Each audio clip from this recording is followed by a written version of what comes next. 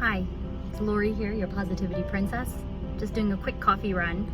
I wanted to talk about a quick little topic of prayer.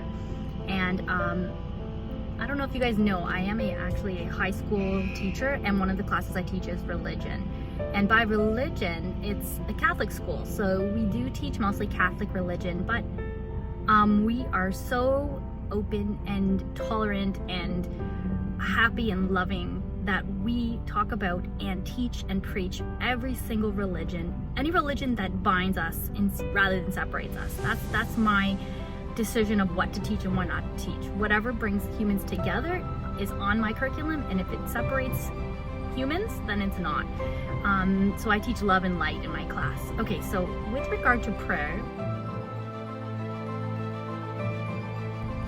especially in this time, I want to remind you that when you pray, we're not just praying for help, we're just praying for something, or for money, or for health.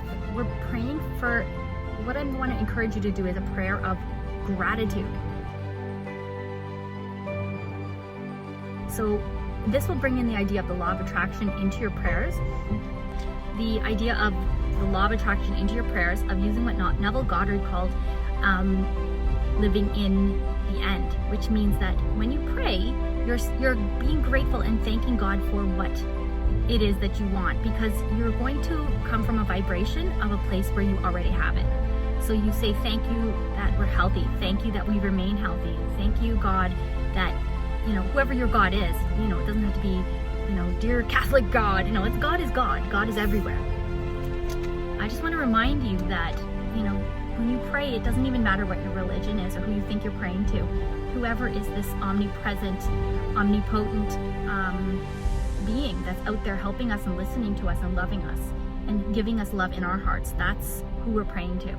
So please, when you pray, try to start with and end with gratitude and being grateful for that condition with which you're trying to bring about. Thank you guys. I love you so much. Have a great day.